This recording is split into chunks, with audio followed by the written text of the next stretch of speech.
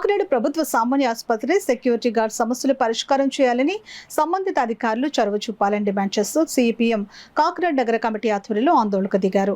Kakinada GGH లో మాతా శిశు విభాగం ప్రక్కన సెక్యూరిటీ గార్డ్స్ ధర్నా చేపట్టారు. సిపిఎం కాకినాడ నగర కమిటీ ఆధ్వర్యంలో శనివారం ఉదయం జీజీహెచ్ మాతా శిశు విభాగం గేటు ప్రక్కన ఆందోళన చేపట్టారు. ఈ సందర్భంగా సిపిఎం నగర కన్వీనర్ పలివెలి వీరబాబు, నగర కమిటీ సభ్యులు కె సత్యరాజు, మలక వెంకటరమణలు మాట్లాడుతూ గత 38 రోజులుగా జీజీహెచ్ సెక్యూరిటీ గార్డ్స్ రిలే నిరాహార దీక్షలు చేస్తున్నారని తెలిపారు.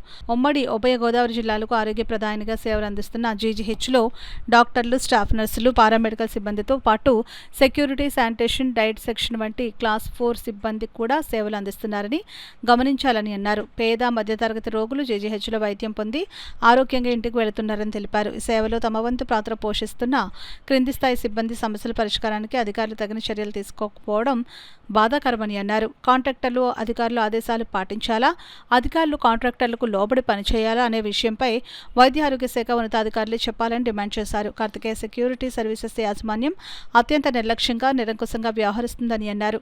జిల్లా కలెక్టర్ వారు జోక్యం చేసుకుని సెక్యూరిటీ గార్డ్ సమస్యల పరిష్కారానికి ఆదేశించడం అభినందనీయమని అన్నారు. తక్షణమే జీజీహెచ్ అధికారులు చొరవ చూపి సెక్యూరిటీ గార్డ్స్కి న్యాయం చేయాలని కోరుతున్నామని అన్నారు. లేని పక్షంలో నగరంలో వివిధ రాజకీయ పక్షాలను కూడగట్టి ఆందోళన చేపడతామని అన్నారు. జీజీహెచ్ శానిటేషన్ వర్కర్స్ యూనియన్ అధ్యక్షుడు CH Vijay Kumar, diet section విభాగం కార్యదర్శి అనపర్తి ఏడుకొండలు మాట్లాడుతూ సెక్యూరిటీ గార్డ్ సమస్యల పరిష్కారం కాని పక్షంలో తాము కూడా సమ్మె చేయాల్సిన పరిస్థితి వస్తుందని అన్నారు. ఈ కార్యక్రమంలో సిపిఎం నగర కమిటీ సభ్యులు నాగాబత్తుల సూర్యనారాయణతో పాటు ఎం హరనాథ్, సిహెచ్ సతీష్, వాసు, లక్ష్మీప్రియ, మంగతాయారు, భాగ్యవతి, సుబ్బలక్ష్మి, టి వీరబాబు, యేసూరి శ్రీనివాస్ తదితరులు పాల్గొన్నారు.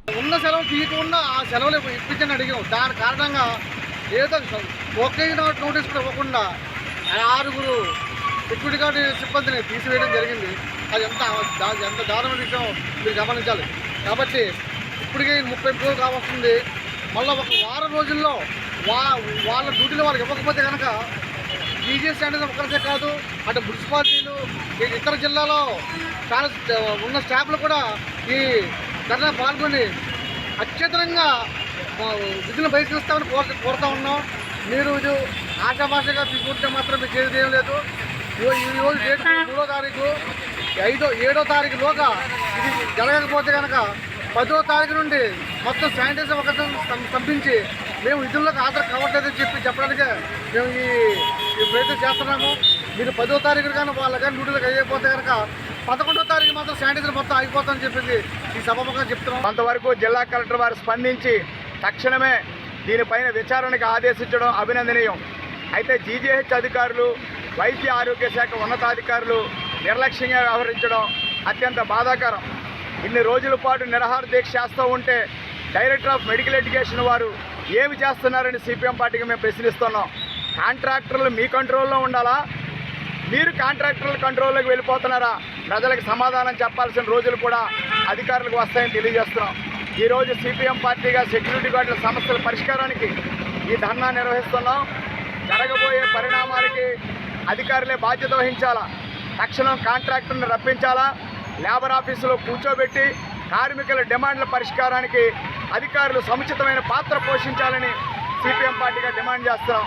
లేని పక్షంలో ఈ ఆందోళన కాకినాడ నగరంలోని ఇతర రాజకీయ పక్షాలను కూడా కలుపుకొని ఉద్యమాన్ని తీవ్రతరం చేస్తామని ఈ సందర్భంగా తెలియజేస్తున్నాం. ఇచ్చిన పూజారి వారమైనట్టుగా ఉంది పరిస్థితి.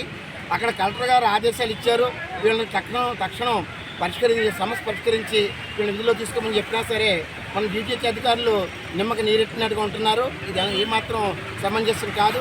ఈ సమస్యని మరీ ఉధృతమయ్యేటట్లుగా వాళ్ళు వ్యవహరిస్తున్నారు.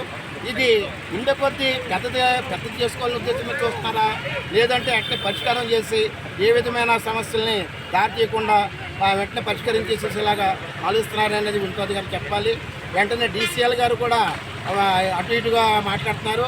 వెంటనే దీన్ని డీసీఎల్ గారు అధికారులను పిలిపించి వీళ్ళ సమస్య పరిష్కరించేలాగా వెంటనే మీటింగ్ చేసి జాయింట్ యాక్షన్ కమిటీ మీటింగ్ చేసి వెంటనే పరిష్కారం చేసేయాలి.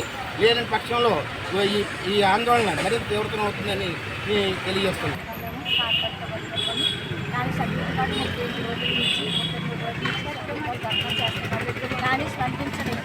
ఎందుచేత సంధించేది అధికారులు మాకు తెలియదు. కానీ నిధుల్లోకి తీసుకోవాలి, దానికి ఇవ్వాల్సిన చార్జ్ ఇవ్వాలి, తర్వాత సెలవులు కోరుతున్నాము, సెలవులు కూడా ఇవ్వటం లేదు.